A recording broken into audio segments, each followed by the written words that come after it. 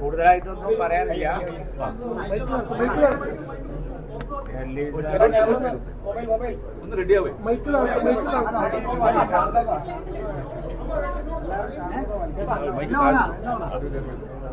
ഓടിയല്ലേ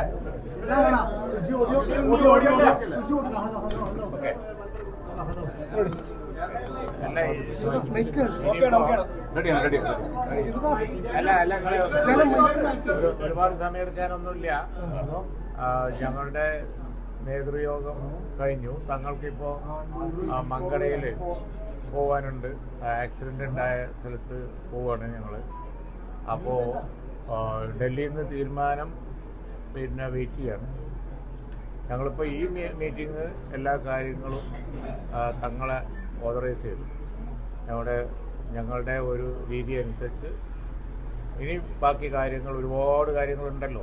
ഡൽഹിയിൽ നിന്നുള്ള തീരുമാനം വന്നതിന് ശേഷം എന്താണ് എന്നുള്ളത് ഫൈനലായിട്ട് എല്ലാ കാര്യങ്ങളും സംബന്ധിച്ച് തങ്ങളെ അധികാരപ്പെടുത്തി. അതാണ്. ഇനി അതിലേക്കൊന്നും പോകണ്ട. നിങ്ങളതിന് ചോദ്യം ചോദിച്ചാൽ ഞങ്ങൾ ഈ ഘട്ടത്തിൽ മറുപടി പറയില്ല. നിങ്ങൾക്ക് അറിയാവുന്നതുകൊണ്ട് സോണിയാഗാന്ധിയോ ബന്ധപ്പെട്ടിട്ടുണ്ടോ ഇതിനകം? അതെ അതെ. അല്ല, അത് ഇതിനകം ആരും ബന്ധപ്പെട്ടിട്ടൊന്നുമില്ല. അവർ ഹൈക്കമാൻഡ് തീരുമാനം അറിഞ്ഞാൽ ബാക്കി കാര്യങ്ങൾ ഞങ്ങൾ ആലോചിച്ച് നിങ്ങളെ പത്രക്കാരെ കാണുന്നതാണ്.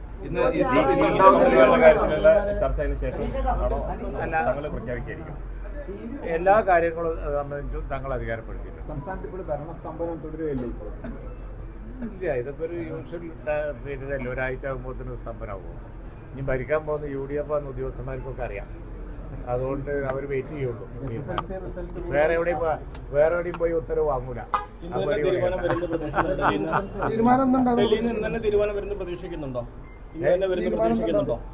അല്ല, നിങ്ങളൊക്കെ പോലെ തന്നെ ഞങ്ങളും പ്രതീക്ഷിക്കുന്നുണ്ട്. കാരണം എന്താണെന്ന് വെച്ച് കഴിഞ്ഞാൽ ഏതെങ്കിലും തീരുമാനം വൈകൂലല്ലോ. ഇതൊക്കെ റെസ്പോൺസിബിൾ മാറ്റർ അല്ലേ.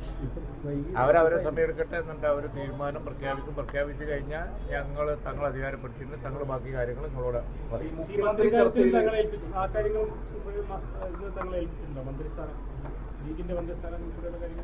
ഞങ്ങളുടെ രീതി അതാണ്. ഞങ്ങൾ എല്ലാ കാര്യങ്ങളും പിന്നെ ഒരു ഗവൺമെന്റ് രൂപീകരണം സംബന്ധിച്ച എല്ലാ കാര്യങ്ങളും തങ്ങൾ അധികാരപ്പെടുത്തി. ഞങ്ങൾ ചർച്ചക്കായ ഒരു ഡെലിഗേഷൻ പോകും. തീരുമാനം വന്നേ. മുഖ്യമന്ത്രി ചർച്ചയിൽ DD സതീശനാണോ ലീഗ് പിന്തുണക്കുന്നത്?